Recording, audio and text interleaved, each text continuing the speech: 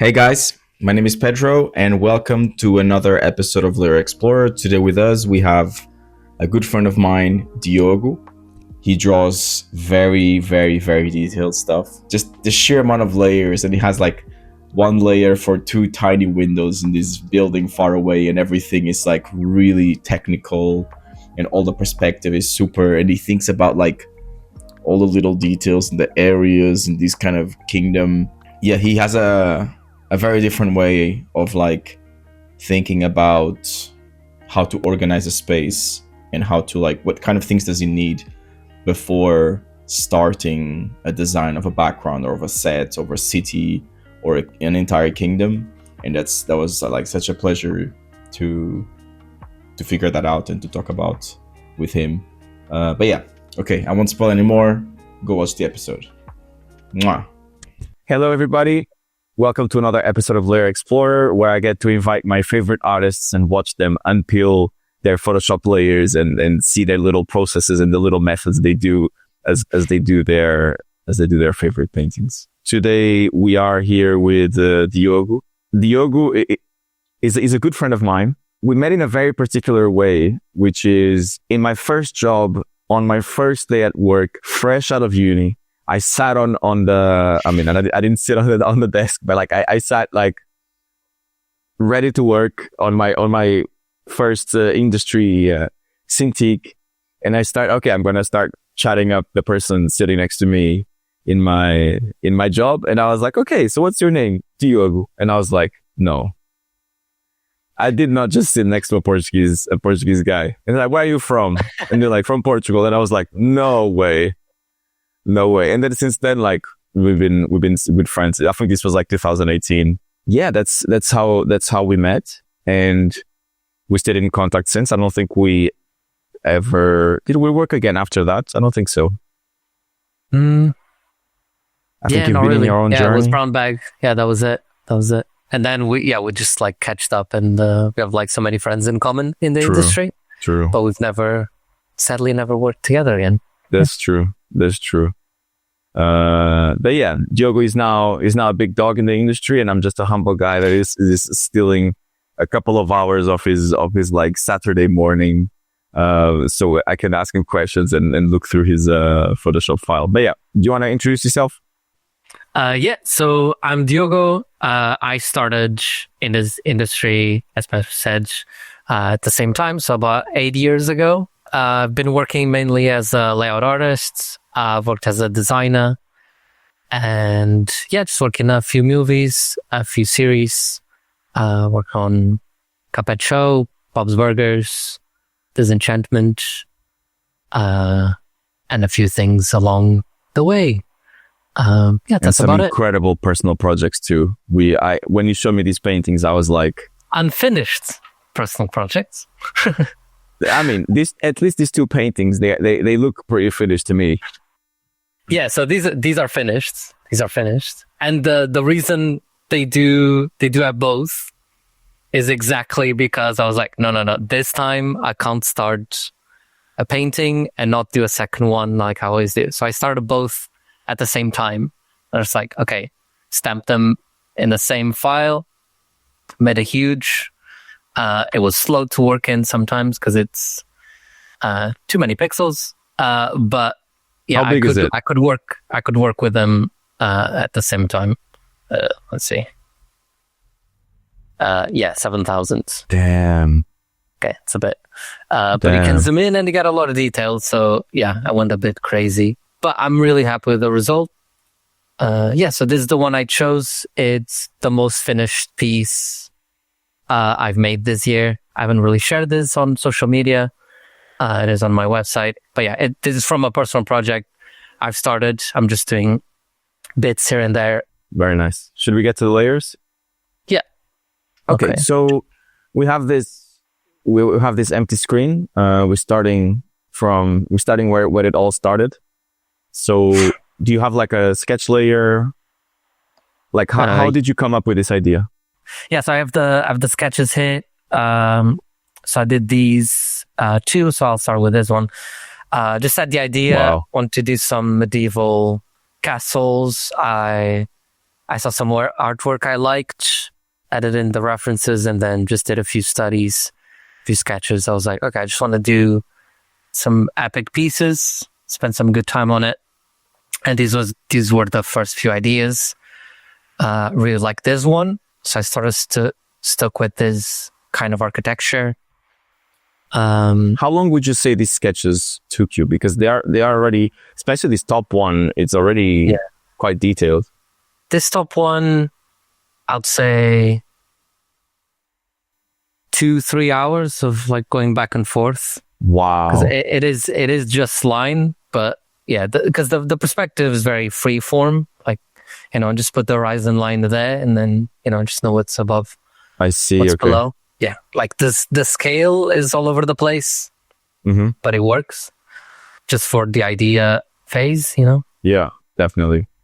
Diogo is like, we'll probably see this. Diogo is like the master of like detail, and his drawings are always super detailed, and he likes to zoom in and draw like a nice little window following perspective and everything. So this is going to be a fun one because I can already see that we're going to be zooming in and looking at like, okay, let's see what's in this house here, and then the detail of the next house.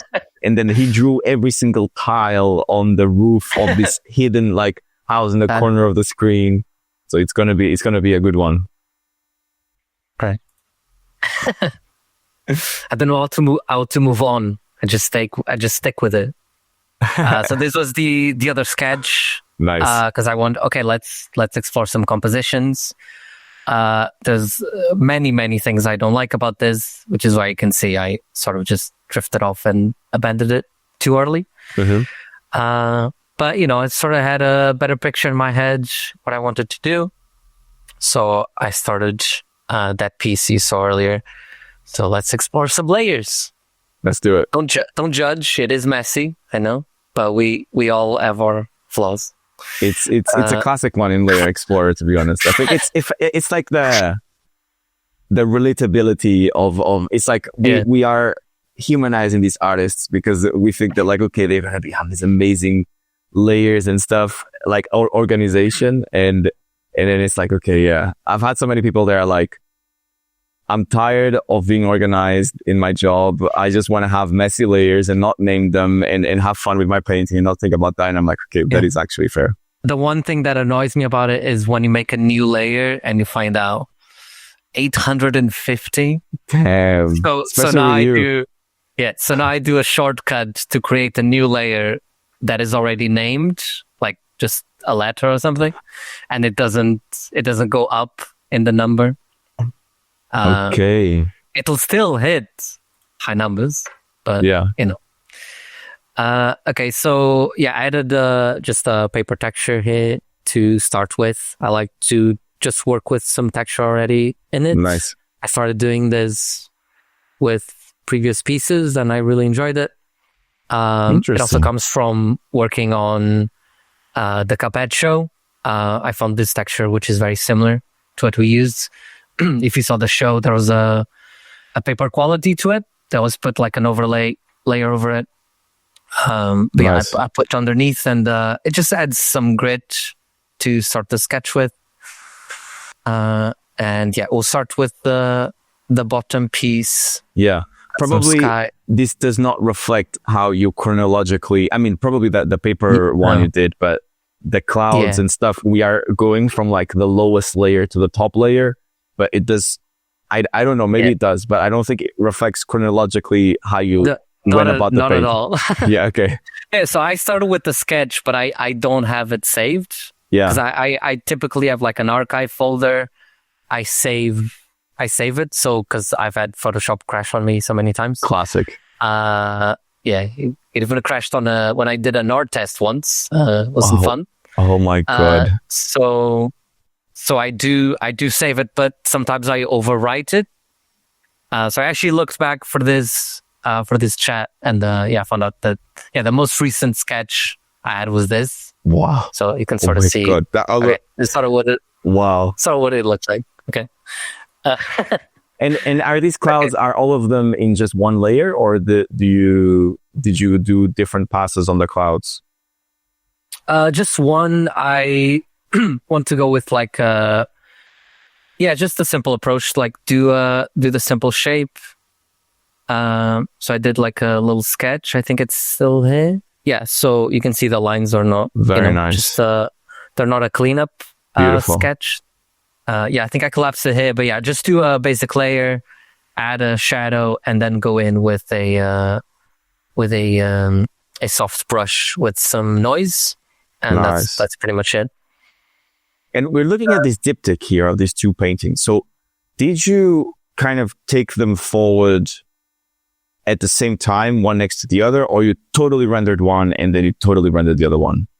I did both. So as you saw, like the castle, like the perspective was a bit tough. The initial idea was, okay, Diogo, this is it. This is finally you're using 3D, and I was going to use 3D, and then I didn't, and that's why it took so long to finish.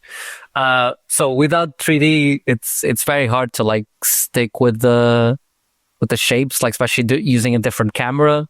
Yeah, they're very different views.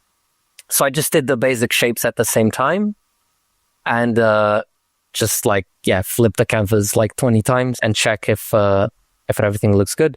Once I got to that, then take it forward, add the little houses, add the trees, and I started just slowly adding detail, and then just painting, adding the clouds, and so on and so on. So I'll just turn some layers on. Nice. I think. Oh, okay. These are all singular layers, or they are like groups with like different passes inside. Like, is this on the bottom right? Do we have like a tree line? And did you kind of approach it? It was just one layer. Is it a bit of shading? Pretty much. Like add one layer and then another one with just the different shades. Yeah. Okay. And this architecture here, is it just you had a sketch and then you clean it up with the lines? Yeah. So really tough to keep those sizes consistently. So yeah, I just do the big fan of the pen tool. So if you go on the pen tool, you have the curvature pen tool. Yeah. So I do that, just do 3 anchor points. You do a really nice curve, stick it to line, and then just measure the spaces and just slowly do that. Once they're measured, now I can clean up and do the actual bumps for the whatever those bits are called. Yeah. Oh my God. So you did this kind of vector so the curves are perfect, and then you drew on top to add to add like the kind of human aspect to it, like the kind of texture and flaws. Like, can we zoom in into that detail that you were talking about, just so I can, like over here? Yeah. Wow. So like I had if I go above here, like I already chose my grids in the sketch. So, I know more or less where it is, but because it's curved, every little thing has a different vanishing point. But, it don't have to be perfect. This is already like overdoing it. Wow. But yeah, like if you go with something like this, instead of like trying to sketch the curve, like you pretty much got it. Wow. And okay. I never thought about that. And then duplicate. This is basically what I do, like add all the lines. Yeah. Then I got all the spaces. If I wanted bigger here, then I just grab all of them and adjust. And super cool. Super cool. Wow. And then once I have this as a guide, low opacity, and then just go sketch. You sketch. Yeah. Wow. I've never seen this before, especially in Layer Explorer. I don't think I've ever seen anybody using this I guess, like line work, vector phase. Wow. Yeah. So because vectors make the file really heavy, I can't just lose all those. Yeah. So I just delete them when I don't need them. Okay.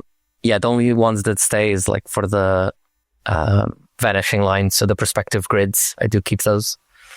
Because once it gets to painting, you still need it. Well, this is one of those as like one of those tutorials of like, oh, how do you draw an owl? It's like you start with a sphere and then you draw another sphere and then you finish the owl. It's like you just turned one layer on and the painting is almost finished. Okay, so yeah. Okay, nice. Just all the chain I kept separate because my painting skills are not very solid, so it's a lot of second guessing. Like, oh, is this the right shade? Like once I add stuff around, it's like, oh, that should be darker. So I keep it all very separate so I can adjust. It's not really how you should do it, but it makes it easier if you're one that second guesses yourself, like me. So just start adding a few stuff. Already a few shadows. Wow. Can you zoom in into the top painting? Because I know that, oh God, those architecture details. What a treasure. Yeah, so this was based, I can't remember what the castle is named, but there is a castle very similar to this. It's just, someone's castle, like there's still a family living in it. And, I just made it bigger. Just made it more epic and actually added all the walls because they're very, very limited walls. Just made it a bit epic and to add like a civilization inside and very nice with the little garden for the clergy to go conspire. I don't know, as they do. Yeah, very nice. I love the variation on the line quality. I remember like your lines, you just spend so much time like, okay, this line is slightly thicker, this line is slightly thinner. Like you can really see that on the bottom left, like wall, tower detail. There's so much variation on the line quality. Like incredible stuff. And we got here so quickly. Like we just turned on like 4 layers and we are here. Yeah. Wow. So this one, I kind of just kept it all pretty much in the same, and then I added the little timber. Wait, this is one layer. Yeah, but it's because I collapsed. So it started with just a simple shape. Once I had the sketch, I added the little details all in one. Okay, and the fill in the windows. So it's pretty much like 4 layers collapsed, and that's all I needed because I didn't want it to be too detailed because I want the focus to be this. Nice. So this tower here, it's where I spend most of my time. That's why I also made this roof a lot darker than these, even though there should actually be more atmospheric perspective. But he grabs the eye. So that worked. Some trees, some line work. There's some line. Nice. The rock was feeling very bare, so I started adding some greenery. Wow.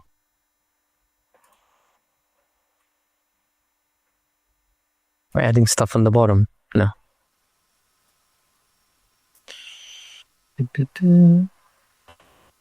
Yeah, I really like this detailed perspective. It takes a very long time, which is why I really want to use Blender more.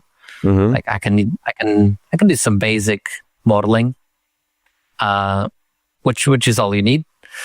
But yeah, it's that decision of like actually using the 3D for something complex like this hasn't really come yet. But I do want to do it more. Do you use any 3D like ever? I would love to start doing Blender. I kind of, the reason why I want to learn Blender is more because I really like this like new PS1 graphics revamp that is happening in like online where people are like, they're doing artwork that has a very PS1 aesthetic. And I really, really love that. And I would love to do like character designs and little animations in that style, but I feel like I just can't, I will not make the time for that right now. I feel like, but I really, that's why I want to learn Blender more for that. Yeah. Than the perspective. I think I know the basics of perspective. It's enough to look believable, and I'll just go forward with that. I think you and Joe Mannion are like the two people here that are like very technical with the perspective. I think Joe Mannion was the first episode, and I think both of you are really challenging yourselves with complex points of view and complex shapes in perspective and stuff, and really want to get it right. And I mean, it's very noticeable here. And Joe Mannion did this like pirate ships as well, where he did. I remember that piece. Yeah, that's really good. Yeah, so perspective has always been sort of my crutch. So I never drew very well. I started pretty late, like just in high school. Didn't really had really good grades, but nothing really made sense of like what I could pursue as a career. Drawing made sense because I was very interested in art history and stuff. So, okay, I guess I'll draw and, end up in an atelier someday. Not really how it works, but that was the idea. Like, I'll just do sculptures and be sponsored by some rich mercenary who wants like busts of himself. That was my idea. So like perspective, very early on I realized like, okay, perspective is like maths to most people. Like they really want to avoid it. They do not care, and they avoid it at all costs. Even people who draw characters so much, like they're drawing perspective, but without the full understanding, right? So it's like just a rough perspective, but if you ask, where are you positioning the horizon line? It's roughly. It's like when you have to take medicine and you put it inside, like inside a sandwich or something, so you don't notice the pill. It's like they don't want to draw perspective, but they do really good like foreshortening with the characters. But like the perspective is there. They're just not thinking that they're doing perspective. Yeah, and so you do get like so good that you do understand perspective very well without studying it, right? But if you do want, you want to go from characters to architecture, then it does feel painful because the process to get to something that looks like the thing I'm trying to draw takes a long time. There's a lot of decisions of, which perspective grid should I go with? And if you go wrong, it's like, come on, like I got to adjust all this thing, so I do understand. So I did use it as, okay, I do like it. So maybe I can use it to sort of as a leg up to get myself into layout, into just being the guy who draws backgrounds and is okay at perspective. So yeah, I focused a lot on it early on. Turn more stuff on, and just flag anything you want to see. Oh, we got some lines. I think it's on the bottom left. Nice. Just put it like that. Okay, there's more detail in the house. Do you mind zooming in on like that house that you just turned on like the bottom left part of the top painting? Just because that garden, I think you just turned on like a little bit more. A little bit more. Wow. It's just like so much detail. Like city planning is really fun. I really like it. So I did do like a little map of the garden. I found like some of these very old paintings. I'm gonna say 13th century, maybe around there. And I just took inspiration from a few. And okay, this makes sense. They were really into keeping things in squares, and they would do different crops, different bushes, different flowers in each one, and then do a lot of symmetry. So there's not a like free flow around it. And, it's just paths for people to go around for a walk and have a chat, right? Added a few other features, some tall trees that will probably show up later. You can see the shadow there. And it was also very common to be, the ones I found out was common to be around the, just this plain, and you have the chapel there. So this is Christian Europe. Super nice. The houses being this close don't make much sense, but it was to help with the flow of the eye, like just going up. So I just used this these as shapes. Okay. The one thing I do regret doing is this. This is not how I envisioned it. So this was supposed to be to do something different. Was supposed to be the main structure of living quarters of the people that work in the castle who necessarily don't live in the castle. Yeah, they were very commonly made very wealthy, right, to work in the castle, and they were given free housing. So yeah, well, that was kind of the idea. And I thought like a flat roof with some more houses on top would be interesting. But yeah, it just feels like a bit collaged. I see. Okay. But it, just I had to move on at some point. Okay. So this is a second line pass overall. What you just turned on. Yeah. So I just made things a bit darker, finally adding more details. Nice. And a lot of things are layered. So yeah, I do have lines in between. So I've added some lines here, but then they show up later in other layers. The trees, the famous trees from the shadows. Nice. We're still on the top one. We're starting on the bottom now. Oh, just start the grids. Yeah. So with a very rough sketch, already laid these out. Like I wanted to do quite a wide lens on this bottom one. So I put those. Added more texture. And yeah, the top one is getting pretty close. Very nice.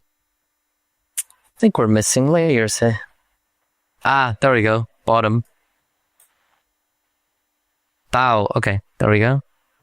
Those are there. Well, this is like a big jump. Wait, can I get a cheeky zoom in to see what's being turned on? Because it's a lot of detail out of. It's so messy. Okay, it's this one. Okay. Just second guessing shading. So just added a few bits here and there, kept it all separate. Yeah. So nice. So yeah, that extra texture is already helping here. Yeah. I like that result. And yeah. It's funny to see how like slowly in about 5 layers it gets sculpted, like it's just like it rounds, like it's now a full-on like volume. I can see it as a 3-dimensional thing, but before it was just like 2 dots for these 2 windows and then 3 dots for these 2 windows and then poof, like mountains. So cool. Then okay, there's some light there. Okay, we can split this. Yeah, so I thought it was missing something, so I did add a RAM after the sketch was done. Nice. Those are the walls. Yeah, so those lines, that grid I did initially, that helped a lot for this phase. Yeah. And then the vines, I just used some brushes I've had accumulated over the years. And they're just like 2 layers. You just kind of start with a darker shade and then you add a bit of texture. Yeah, they're empty layers. No, it's just 1 layer, like with just a flat brush. There's no painting on it. Very nice. Some grass. And then gradient maps. Here we go. Mwah. That's when you add that final mwah. Never really played around with gradient maps, but for this one, I was like, okay, I want to do some color, but I've spent already too much time on it. So to do it quickly, I was like, okay, gradient maps. Let's check this out. So I added a few greens in the shadows, and that pretty much worked with the oranges. But how is when you turned it on? Is this like? I'm asking because like my video and your video is in front of the layers, so I couldn't see you turning on the layers. But is this like a folder with a lot of different gradients that you kind of adjust, or is literally just one like? Just one gradient map for each one. Yeah. So basically, from 1 to 100, black to white, right? You can just assign. If it's a 99 white, I want to be sort of moving to the yellows. If it's in these darks here, I want to move it to this color, and you push things that way, and you can get a gradient map. So instead of being just make everything slightly orange in the same hue, you can have different hues applied to it. Wow. Okay, I've never seen that before. It's a like quick way to get results. The artist I've seen use it the most successfully is Peter Moorbarker, if anyone knows him. He does a lot of magical cards. Like, he shows a lot of his process, and like he finishes a sketch, he starts shading a bit, and then just has a bunch of gradient maps he uses a lot. Applies one, and that's your start to the painting. Like some blues pop up, some reds pop up, and it gives a lot of a solid starting point. And then after that, he paints on top. Amazing. Yeah. Cheeky way to get some color if you don't understand color.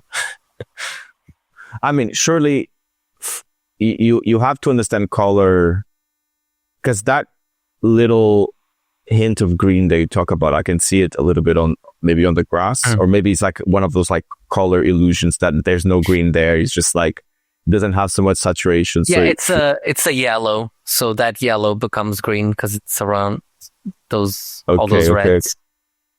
Like, you still gotta have like a certain trained eye to like look out for these things and build a gradient in that sense. I don't know if this was like a pre-made gradient that you just like to use, or it was this comic I got recently, something of the Grenouille. It's like a French comic I really enjoyed, and like they do have a color version, but the sketch version has a lot of colors similar to this. So I sort of took some inspiration, and they do this with the yellows going into the greens, which I thought would work in here.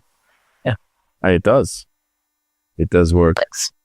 It almost gives me like origin story vibes, like, I came from this kingdom. It was like, there was these walls that I never thought I'd be able to leave, and you have these tones. So yeah, it's like it's a starting piece, like establishing something. Yeah. And and then from here, I'm doing like a few sketches on the side, just every time I can. And soon I'm going to finish my job soon, and I should ramp up and do 2 more pieces for this. Yeah. So you're going to develop this world more then. This is not just a kind of like, okay, I wanted to draw this painting, I just did the diptych and I'm done with it. Yeah, because I really enjoyed this process, so I'm going to keep with the, just a sort of very generic, okay, I want medieval Europe with some slight fantasy in there, think, I don't know, Genshin or something. And, just from there, it's something to start with, right? Because I'm one of those people, like, I sit down and it's like, I really want to draw, but I don't really know what. So it's always good to have those sort of things in the backhand. And definitely. Yeah, and now it's that. Just a generic theme to draw around. Yeah. And hopefully I can put it together and look interesting and super nice. Get some portfolio pieces out of it. Can you zoom in like in the bottom painting, in between the 2 towers, can you zoom in on like the houses and stuff? Yeah. Oh, fuck. So good. Yeah, so another reason the top one looks just like awkward. The line, just a line on the wall, like is little bumps. Mwah. You know, this lad does not copy and paste his lines. He draws. If there's a line, he spent like some time drawing that line. Yeah, so you can see why it's good to do different perspectives, because you do think more about design, right? Like, as I really like how this looks. Yeah. But once I was like, I need to draw this structure for a different angle, it doesn't feel the same. Yeah, I feel you. But here it works, you know? Like, I really like this. Like, yeah, I just love these sections. Yeah. Very nice. Well, thank you so much for being open to do this. It's a Saturday morning. We had a chat for about 2 hours before we started this. We're like, okay, let's just do like a warm-up chat. And then like we chatted for about 2 hours while I was making breakfast and I was like taking care of the stuff. And then only after that we sat down to do this. So thank you so much for being available to do this, and for the patience and for the flexibility. I was very, very excited when you showed me these two paintings that we're gonna have like the privilege of looking between the lines, you know, see how the sausage gets made. And it has been a pleasure. Thank you so much for having me. Yeah. Like, yeah, I love how this series is going. Poketuga, everything's like really exciting. And yeah, it's awesome to like get some compliments out of it. Thank you so much for like, telling me how good this is. It's good. It feels good. It is good. Sometimes you need that extra support, you know? True. And hopefully, as the channel grows, we'll start to get more reactions, and this will. I think what I'm liking the most about this, and what I'm like discovering about this, is just how like collective this whole process is. Like, I thought that I had to do a lot on my side for this to have some sort of value, but the more people I interview, the more I understand that it's like I just need to be asking the questions, and you guys will bring the value to this. And so far, like, this has been so amazing. Like that thing about the vectors, like so simple. Like I never thought about that. Like, and it has been moments like this of like, Mauricio as well. It has like a short key for black and white instead of me having always that black and white saturation layer, like on top of everything. It's just like such simple, like suggestions. I think I do the black saturation layer as well. Gotta teach me that one. Okay. Yeah, we're discovering that people are very unique in the way. I don't know. I think about like Mauricio, looking at you doing your perspective, looking at Joe with Blender, looking at Danny with his crazy 1,000 character copy and duplicate and change like approach to character design. I was expecting to see very. I mean, it was a silly expectation, but in a way I was expecting like, okay, you get to a certain level that people more or less do the same thing, and there's like a few details that they change. But the amount of diversity on the approach to like get to the final line is really amazing. But yeah, tell us how can people find you? What's going on in your life? Any future projects you have coming up, or tell us everything that we should know. Yeah, so find me on Instagram, Diogo Cambrian. That's where I rarely post anything, but it's mostly where I share stuff. And if you are curious about my work, diogocambrian.com. That's where you can find, most of my pieces. Check it out. Nice. Okay, guys. Thank you so much for watching this episode so far, if you're still here. And this was Diogo. Have a good day. Yeah, thank you. See you, everyone. Bye.